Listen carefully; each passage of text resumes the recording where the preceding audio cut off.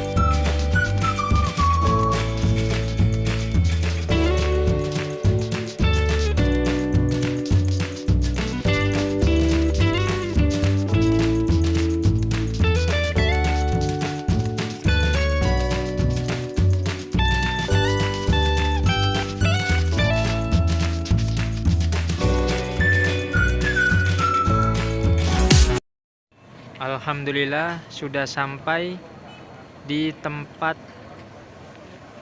wisata ziarah Pamijahan.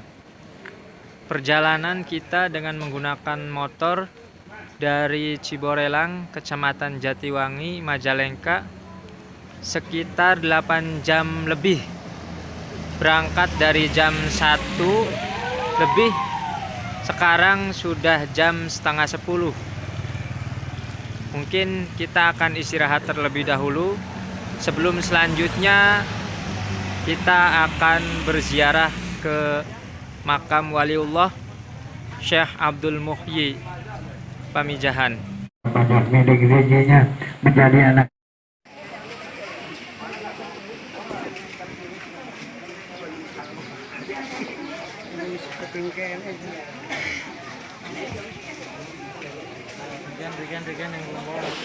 Inilah pintu masuk ke Gua Safarwadi.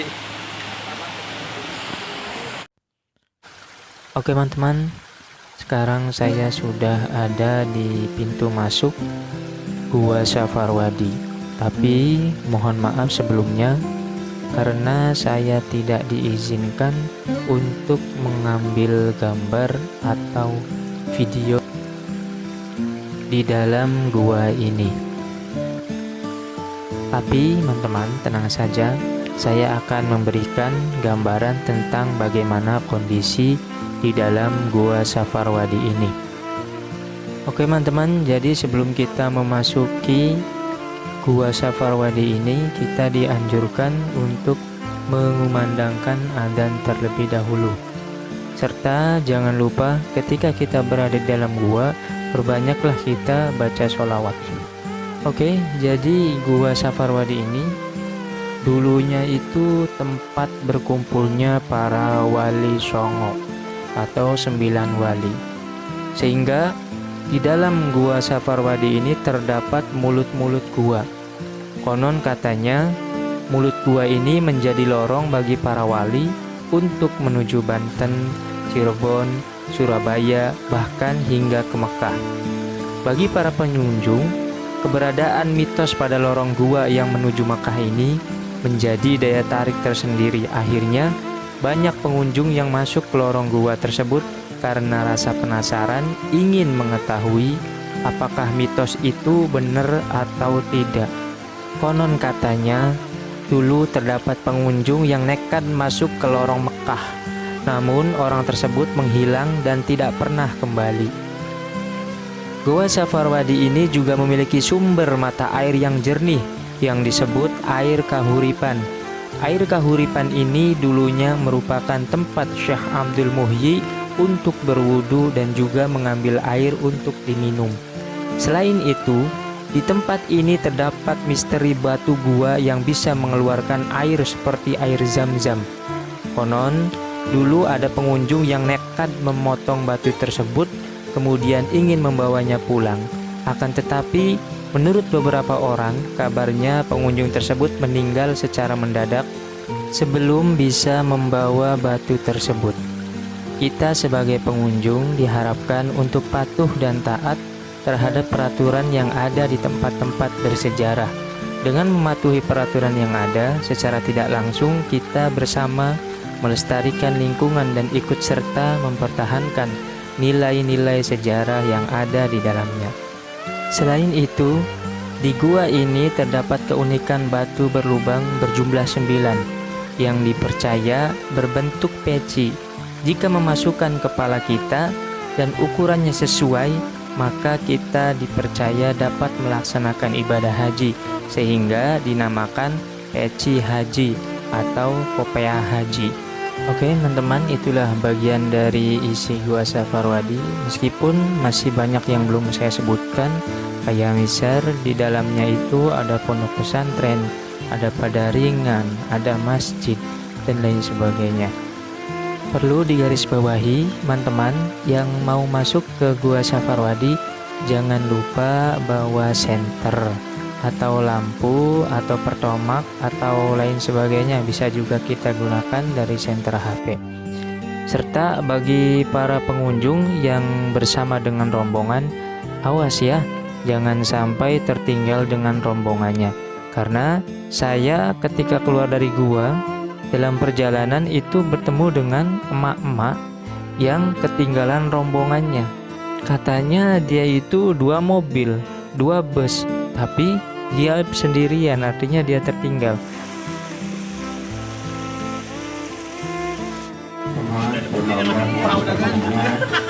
Rombongan tak bu? Ya. Rombongan sih ngendi? Dermayu. Dermayu, wah, dibiarkan baik. Ibu kan bapak tur deyak ya kaki bola. Terminalku mana ya? Oh. Masjid deh. Masjid. Nunggonane ketemuannya nih ngendi bu? Di masjid.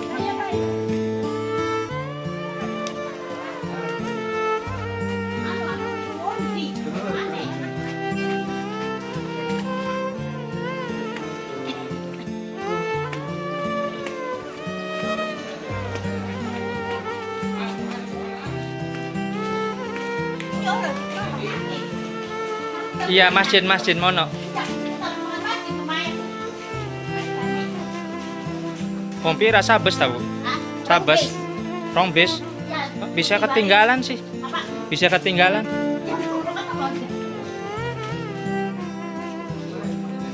Tuh ke terminal munjuk, Bu. Mono ku. Iya munjuk.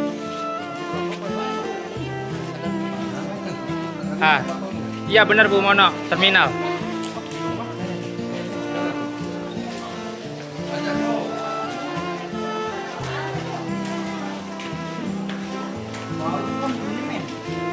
Oh iya benar.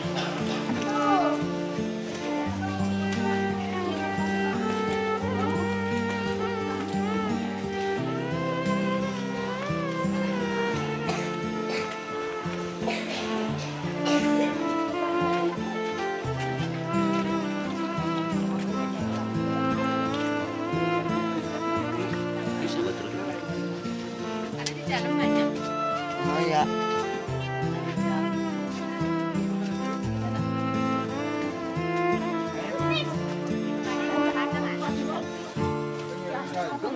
Alhamdulillah ketemu kan rombongan. Ya ketemu rombongannya. Sing Dermayu ya Pak. Dermayu kan dia Pak. Oh Celek. Pakai patro ya Bu. Kita balik jadi gak sama. Dirigennya ketinggalan mana? Iya. Alhamdulillah, akhirnya emak tadi sudah bertemu dengan salah satu rombongannya. Sekarang saya berlanjut beserta rombongan yang lain untuk berjalan menuju makom Syekh Abdul Muhyi Pamijahan. Kebetulan kami lewatnya itu dari jalan samping ya, bukan dari depan, sehingga akan lebih cepat sampai ke makom Syekh Abdul Muhyi Pamijahan. Oke teman-teman, saya akan mengulas sedikit tentang Syekh Abdul Muhyi. Mungkin bagi penduduk daerah Pamijahan, Tasikmalaya, nama Syekh Abdul Muhyi sudah tidak asing lagi, karena sosoknya diyakini sebagai salah seorang wali Allah yang memiliki segudang karomah. Ayahnya, Sembah Lebewarta Kusuma, adalah keturunan Raja Galuh Pajajaran. Syekh Abdul Muhyi lahir di Mataram sekitar 1650 Masehi atau 1071 Hijriah dan dibesarkan oleh orang tuanya di kota Gresik. Dia selalu mendapat pendidikan agama baik dari orang tua maupun dari ulama-ulama sekitar Gresik. Saat berusia 19 tahun, dia pergi ke Aceh untuk berguru kepada Syekh Abdul Rauf Singkil bin Abdul Jabbar selama 8 tahun.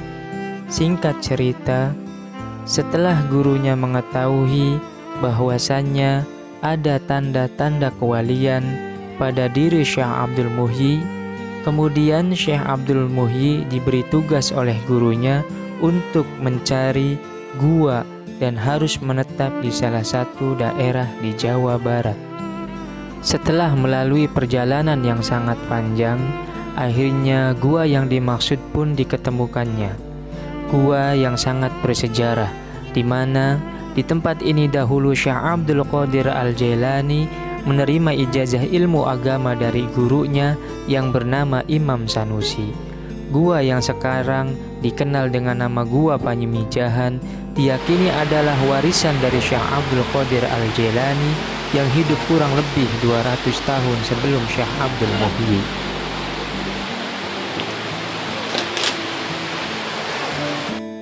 Oh ya teman-teman, ada sesuatu lagi nih yang perlu disampaikan, bahwasanya di wilayah tertentu ada larangan untuk merokok. Konon katanya diyakini oleh masyarakat setempat bahwasannya pada suatu hari Syekh Abdul Muhyi dan Maulana Mansur berada di Mekah dan hendak pulang ke Jawa. Mereka berdua berunding, barang siapa yang sampai dulu di Jawa hendaklah menunggu di tempat yang telah disepakati. Syekh Maulana Mansur berjalan di atas bumi dan Syekh Abdul Muhyi berjalan di bawah bumi, masing-masing menggunakan kesaktiannya. Ketika Syekh Abdul Muhyi berjalan di bawah laut, tiba-tiba beliau kedinginan lalu berhenti. Sewaktu hendak menyalakan api untuk merokok, tiba-tiba sekelilingnya menjadi gelap, dikelilingi kabut, dan kabut itu pun semakin tebal. Maka beliau teringat bahwa merokok itu perbuatan makruh dan dirinya merasa berdosa. Akhirnya beliau segera bertaubat, minta ampun dari Allah Subhanahu wa Ta'ala. Seketika itu kabut hilang dan perjalanan pun dilanjutkan. Dan mulai saat itu Syekh Abdul Muhyi meninggalkan rokok, bahkan bisa dikatakan mengharamkan rokok untuk dirinya. Sedang untuk keluarga dan pengikutnya dilarang merokok bila berdekatan dengannya. Karena itu, sampai saat ini di daerah Pamijahan dilarang merokok, kecuali di tempat yang telah ditentukan.